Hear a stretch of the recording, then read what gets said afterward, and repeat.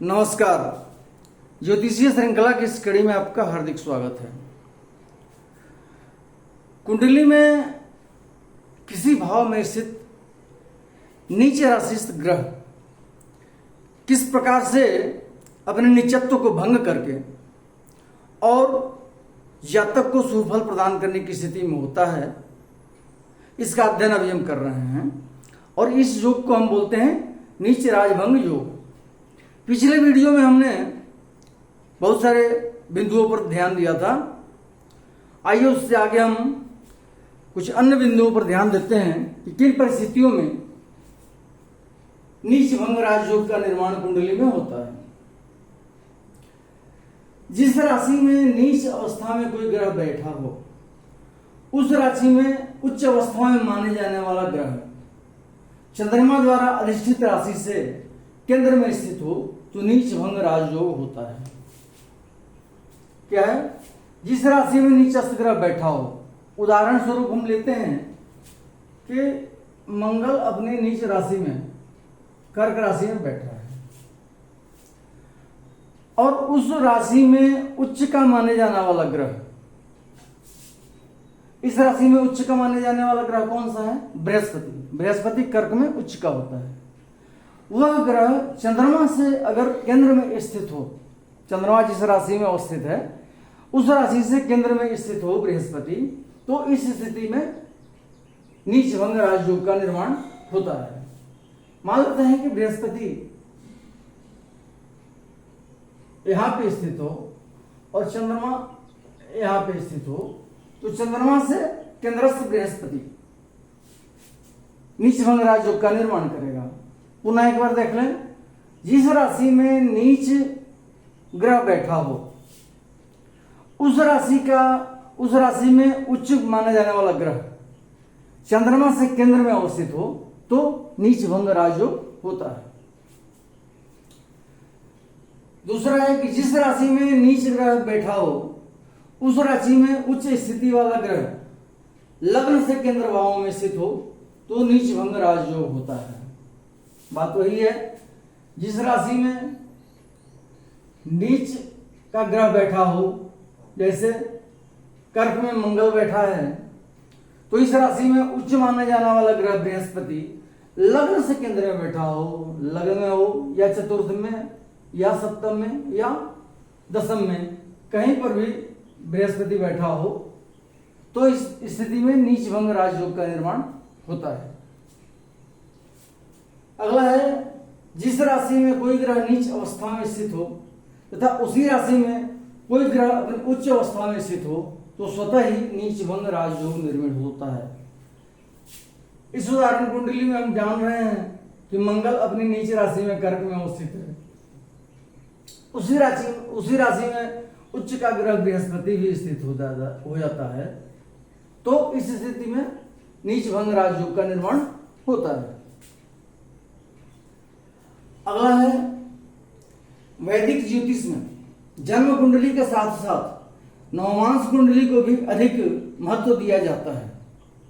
यदि कोई ग्रह अपनी नीच राशि में स्थित है लेकिन नवमांश कुंडली में वही ग्रह अपनी उच्च राशि में स्थित हो तो नीच भंग राजयोग बन जाता है।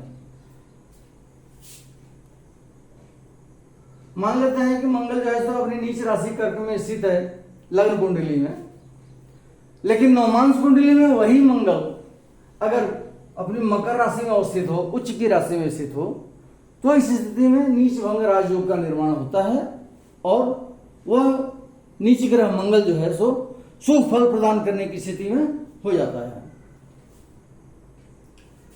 अगला है, यदि कुंडली में अपनी नीच राशि में स्थित ग्रह वक्री हो तो नीच भंग राजयोग होता है। जो ग्रह नीच राशि में स्थित हो यदि वक्री हो, वक्री और मार्गी का अध्ययन हम कर चुके हैं पिछले वीडियोज में, किन स्थिति में कोई ग्रह वक्री होता है। तो यदि ग्रह वक्री हो तो उस स्थिति में नीच भंग राजयोग होता है। वैसे भी हम जानते हैं, पहले अध्ययन कर चुके हैं कि यदि वक्री ग्रह नीच राशि में स्थित हो तो उच्च का फल प्रदान करता है और उच्च राशि में स्थित हो तो नीच का फल प्रदान करता है। इसलिए यहाँ पे स्वतः ही नीच भंग राजयोग का निर्माण हो रहा है। अगला है कि यदि कोई ग्रह अपनी नीच राशि में स्थित है और उस नीच राशि में जो ग्रह उच्च का माना जाता है वे दोनों ग्रह एक दूसरे से केंद्रवर्ती हों तो नीच भंग राजयोग होता है। जहां पे नीच का ग्रह अवस्थित है उसमें जो ग्रह उच्च का होता है वह इस नीच ग्रह से केंद्र में हो, दोनों परस्पर केंद्रवर्ती हो। मान लीजिए बृहस्पति सप्तम में स्थित है यहाँ पे और एक दूसरे से केंद्रवर्ती हो या कहीं भी स्थित हो केंद्र में, तो उस स्थिति में नीच भंग राजयोग का निर्माण होता है। अगला है जिस राशि में ग्रह नीच का हो रहा होता है उस राशि में उच्च का होने वाला ग्रह या तो साथ में बैठा हो या उस पर दृष्टिपात कर रहा हो तो नीच भंग राजयोग होता है।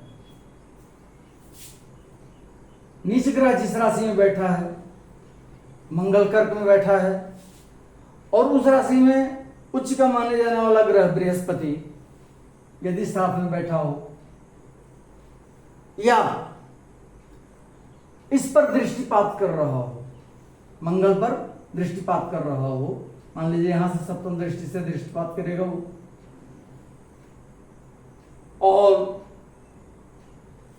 यहां से मान लीजिए बैठता है, बृहस्पति की 3 तरह की दृष्टियां होती हैं,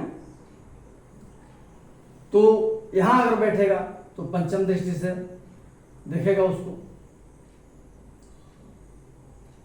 और नवम दृष्टि से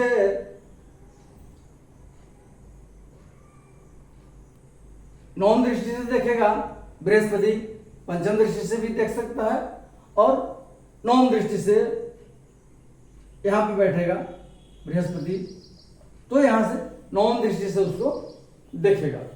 इन स्थितियों में नीच भंग राजयोग का निर्माण होता है। फिर से एक बार जान लें, नीच ग्रह जिस राशि में बैठा हो उस राशि में उच्च का माने जाने वाला ग्रह या तो साथ में बैठा हो या इस पर दृष्टिपात कर रहा हो तो नीच भंग राजयोग होता है। अब देखिए एक चीज और है कि बृहस्पति मान लीजिए सप्तम स्थान में बैठ करके और इस पर दृष्टिपात कर रहा है तो यहां पे बृहस्पति जो है सो स्वयं भी नीच की राशि में है, मकर में, तो दोनों नीच की राशि में है अपने अपने और दोनों एक दूसरे पर दृष्टिपात कर रहे हैं तो दोनों ग्रह नीच भंग राजयोग का निर्माण कर रहे हैं। बहुत ही अच्छी स्थिति बन रही है। तो इस प्रकार से हमको हर चीज पर ध्यान देते हुए और कुंडली का विश्लेषण करना चाहिए। नीच भंग राजयोग वैदिक ज्योतिष में एक दुर्लभ और अत्यंत शुभ योग माना जाता है। जिस व्यक्ति की कुंडली में यह योग होता है उसमें असाधारण बुद्धि होती है, रचनात्मकता क्रिएटिविटी उसमें होती है बहुत ज्यादा और नेतृत्व का गुण पाया जाता है। वह अपने जीवन में बहुत सारी आने वाली चुनौतियों और बाधाओं को पार कर और एक अच्छी सफलता हासिल करता है। अगले वीडियो में हम कुछ अन्य राजयोगों को लेकर उपस्थित होंगे। नमस्कार।